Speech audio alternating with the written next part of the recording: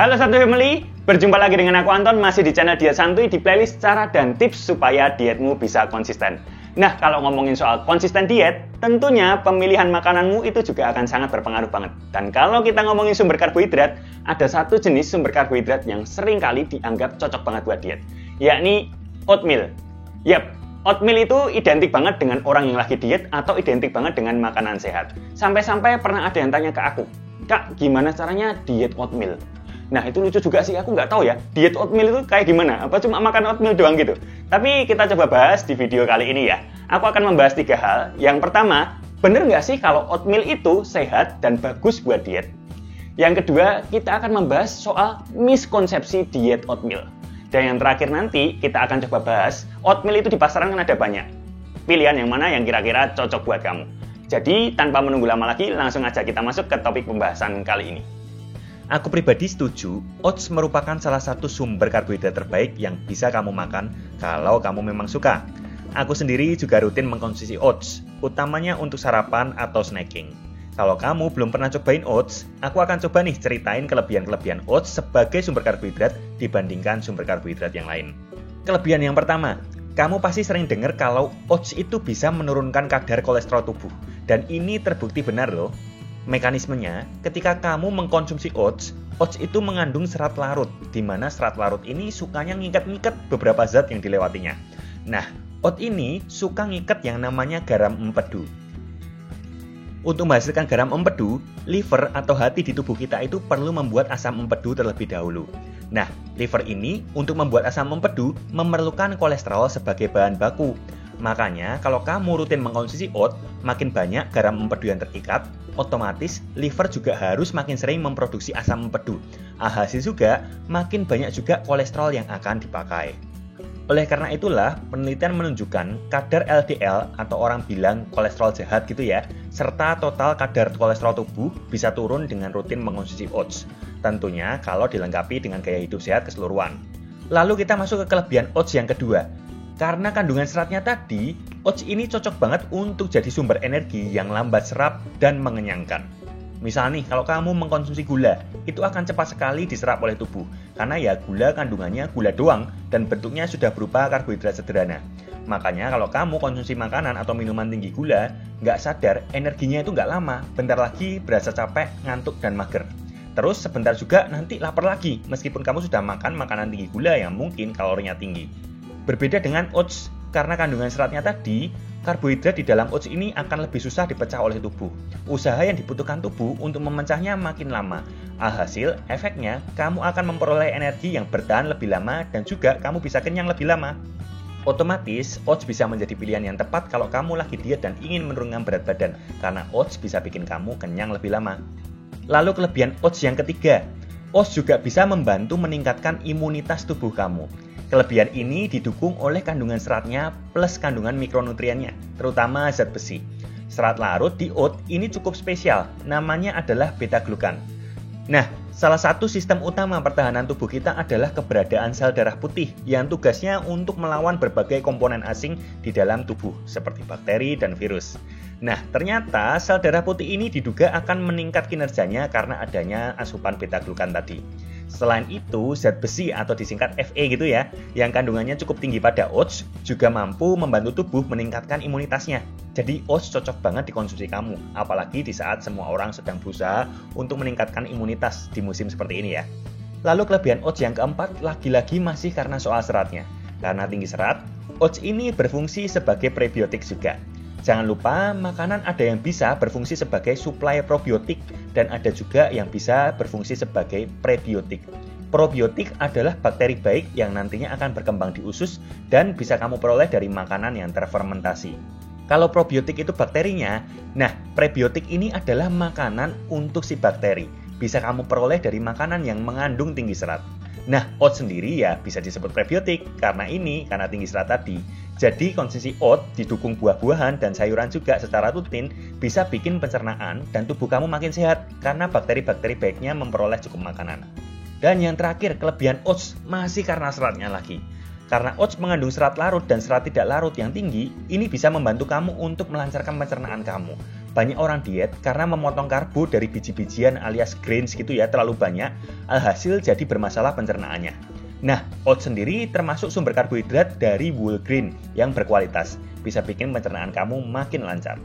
Lalu aku kasih bonus satu kelebihan terakhir nih dari oats. Oats ini sangat mudah untuk diolah serta terjangkau untuk makanan sehari-hari. Varian yang instan, cukup dikasih air atau susu, sudah bisa langsung dimakan. Varian yang quick cook ataupun yang rolled oat itu cukup direbus beberapa saat juga sudah siap dikonsumsi. Oleh karena itulah, banyak yang menjadikan oats sebagai sarapan ataupun snack karena memang sangat praktis. Walaupun penggunaannya tidak terbatas untuk itu saja, mau jadi makan siang ataupun makan malam juga boleh. Harganya pun menurut saya termasuk murah, per serving paling 2-3 ribuan doang. Cocok banget buat makanan sehari-hari. Karena sudah sehat, terjangkau pula. Kalau kamu belum pernah konsumsi oats dan bingung mau dijadiin apa, mayoritas orang kalau makan oats sebenarnya pengolahannya gitu-gitu aja. Yang pertama tentunya dijadiin bubur gitu, nanti tinggal dicampur sumber protein tertentu. Yang kedua bisa juga dijadikan overnight oats, jadi kamu siapin malam sebelumnya oats dicampur dengan bahan-bahan tertentu dan besoknya tinggal dimakan, itu gampang banget. Dan yang terakhir, kalau kamu pakainya instant oats, itu ya tinggal di-shake aja dengan susu protein. Favoritku seperti itu. Jadi memang konsumsi oats ini gampang banget dan praktis sekali. Nah, sekarang sudah tahu kan manfaatnya oatmeal baik untuk diet maupun untuk kesehatan kamu itu memang banyak. Jadi kalau kamu bisa mengincorporate oatmeal ini ke dalam dietmu, mungkin kamu bisa lebih konsisten dalam menjalani diet. Cuman, aku perlu terangkan juga soal miskonsepsi nih. Sampai-sampai ada orang yang bilang soal diet oatmeal. Dikira oatmeal bikin kurus. Nah, itu yang salah ya. Jadi sudah aku jelaskan tadi kalau oatmeal itu merupakan salah satu sumber karbohidrat. Jadi penggunaannya ya untuk mengganti sumber karbohidratmu yang lama. Ya mungkin seratnya rendah.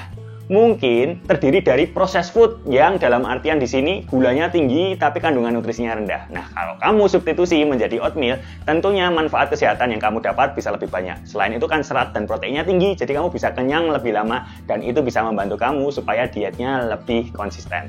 Lalu, oatmeal seperti apa yang sebaiknya kita beli di pasaran gitu ya? Akan aku coba terangkan. Sekarang coba kita bahas bedanya oatmeal yang ada di pasaran itu apa aja. Kebetulan banget buat topik hari ini aku dikirimin produk dari Captain Oats yang ada gambar kaptennya lagi nyetir gitu ya. Nah, itu produk yang mensponsori video kali ini, jadi kita bisa bahas oatmeal lebih dalam. Ini produknya aku dikirimin ada 3 jenis. Yang pertama yang kemasannya warna merah, ini adalah instant oatmeal. Lalu yang kedua yang kemasannya warna biru, ini adalah quick cook oatmeal. Lalu yang terakhir ini yang kemasannya warna hijau adalah rolled oats. Nah, sekarang karena ada jenisnya banyak gitu ya, pilih yang mana? Sebenarnya perbedaannya tidak terlalu banyak dari segi nutrisinya. Jadi seratnya, proteinnya, karbohidrat, kalorinya, ini semuanya mirip-mirip. Kamu nggak usah terlalu bingung mau milih yang mana.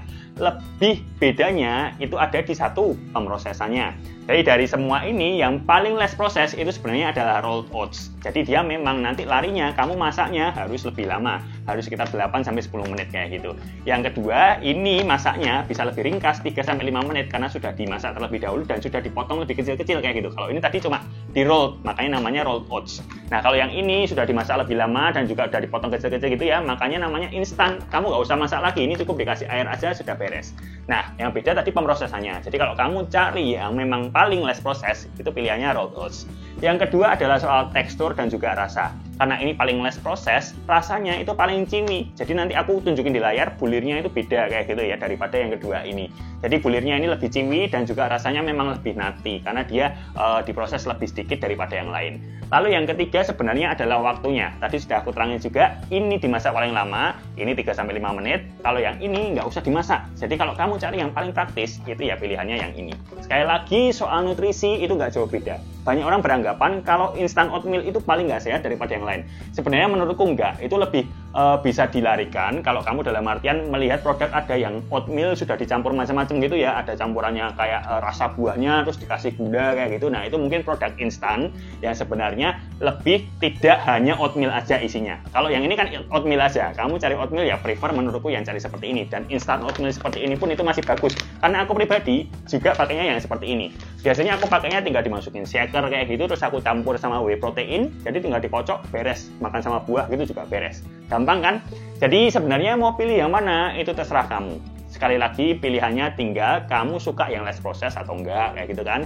Yang kedua, terus kamu cari yang rasa seperti apa, tekstur seperti apa, dan yang terakhir kamu butuh cepat atau mau masak dulu. Udah itu doang. Nah, pembahasannya sudah sampai sini dulu. Intinya mau pilih yang mana bebas sesuai dengan preferensi pribadi kamu. Yang penting jangan lupa cobain produknya Captain Oats kalau kamu ke supermarket gitu ya. Ini produknya gampang banget ditemui. Sampai di sini dulu video kali ini. Kita bisa berjumpa lagi di video selanjutnya. Kalau kamu belum subscribe, bisa subscribe.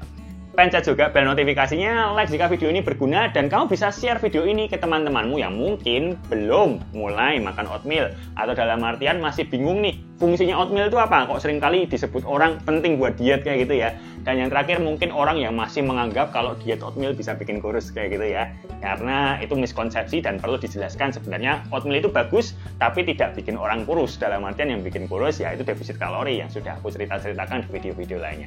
Oke, sampai sini dulu video kali ini. See you di video selanjutnya.